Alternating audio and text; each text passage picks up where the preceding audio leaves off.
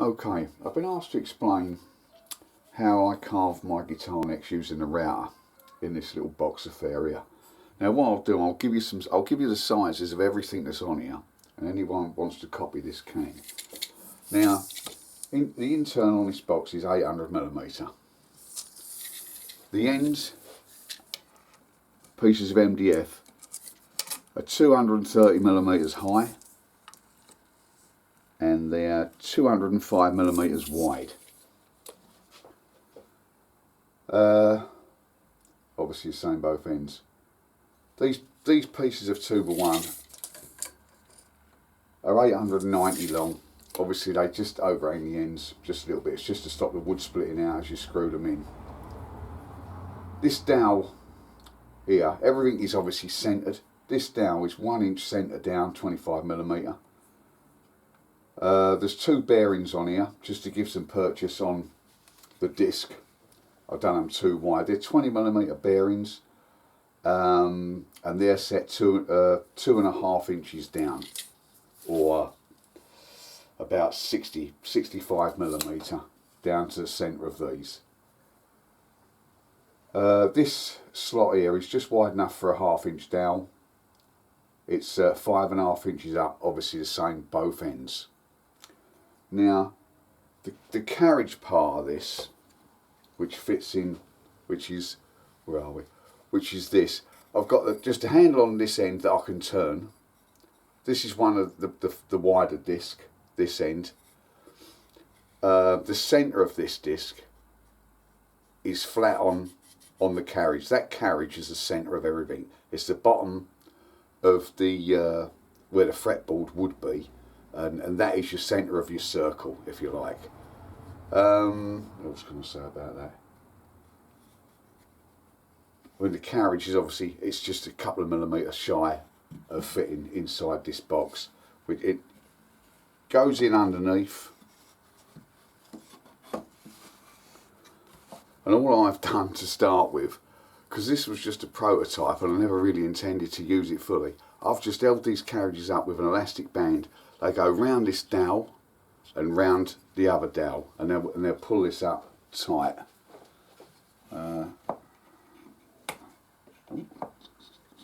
One goes round here.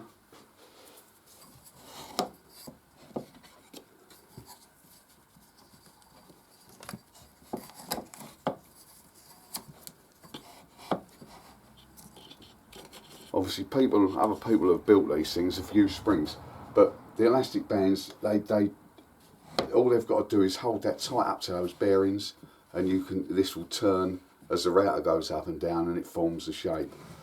These discs each end are different sizes. Now the size of these discs isn't important. What's important is the difference between the 2 discs. That's what gives you this taper. When you put your router on the top of here, if you bring the cutter down till it just touches your wood, and obviously slide the router along, provided it's just nudges that wood all the way along, you know your discs are the correct size. If you used to bring it down here and it was a millimetre off this end, you know this disc needs to be made slightly smaller, so you can sneak up on it. Now, for what I've built here, and for the neck I've created, the disc on this end is 100mm, and the disc on the head end is 75mm. If you started off with those size discs, it'll give you a good starting point. And the centre of these discs is obviously on this carriage, which is the centre. Which is your centre, and which is obviously the top of the fretboard. That's the centre of this circle. I've got. I'll just take this back out and show you this carriage again.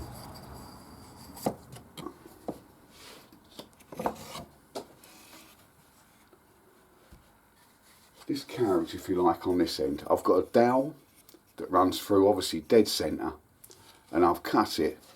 It's halfway cut into the base, so the centre of the dowel is on the floor of this base. Everything works off of there and revolves around that.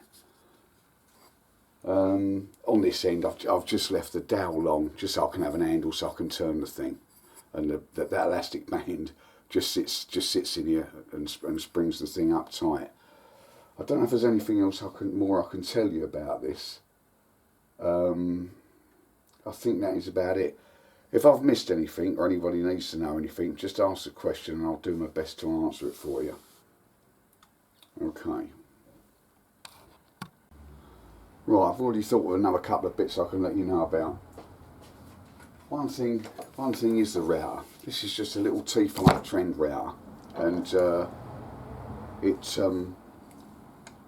I've just made it so obviously it fits just inside like that and slides up and down. Let's just put that back on there.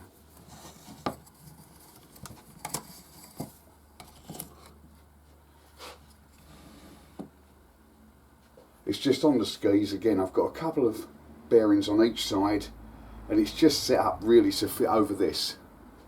You can see on the end there, all I've got is some little packers, some copper tube and whatnot, just so it sets it up for width and it doesn't rattle around too much, and it will just bomb up and down there. As we obviously as we turn these, it'll bomb up and down and do the cane.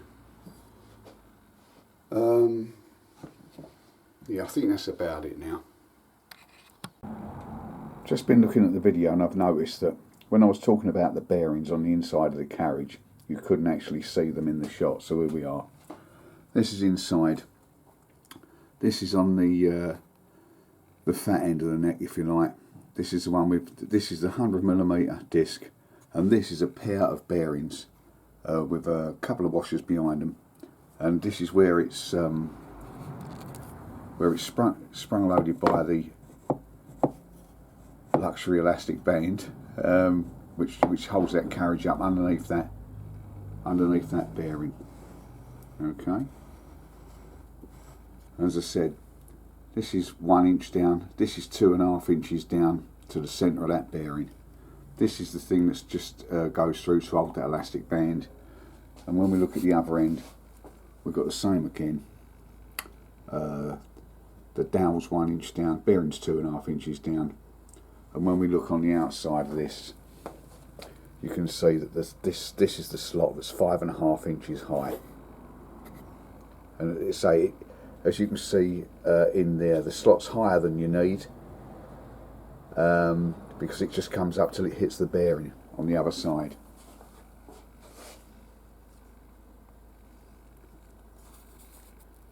And that's the disc that's 75mm there. As I say, and that just rolls around those bearings.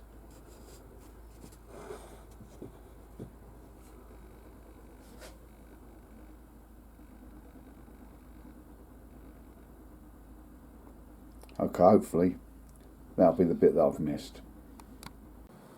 Right, I've just thought of another thing that you need to know about these discs. It may be obvious, it may not be. Where we've got a 42mm neck, for argument's sake, if we do a half circle, the neck will be 21mm thick. Now, that's not too bad on this end if that's how you want to leave it. But if you want a thinner neck, then obviously on the actual this disc itself here, you're going to have to flatten the top off and start to change the shape of it. You can't touch the outer edges, but you can touch this bit, and as you remove that, obviously it's going to make this neck thinner here. Same applies to this end. Obviously at this point the neck is something like 55mm or so thick, or wide, sorry. So half of that, you're going to end up with sort of a 27, 28mm thick neck. Obviously that is no good. Now this one here I have flattened quite a bit. I've probably taken 3 or 4mm off the top here and gradually flattened the shape of it, basically until you get a shape you like. The thing is as well, you can take this in and out as many times as you want and keep altering this disc until the neck is the shape you like the look of. But obviously you can't have a neck that's sort of 27 or 28mm thick down at this end.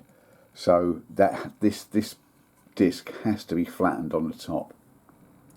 And basically you can take it from a curve from kind of here, and you can flatten it off, and then obviously take it back out. I usually mark that out on a piece of paper folded in half.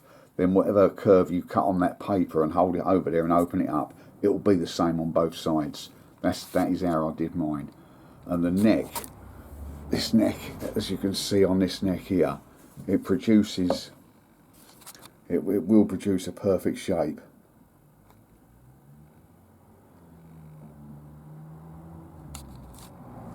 Hopefully that has now got it all, but as I say, you will need to play around with them discs just to get the exact shape you want of your neck.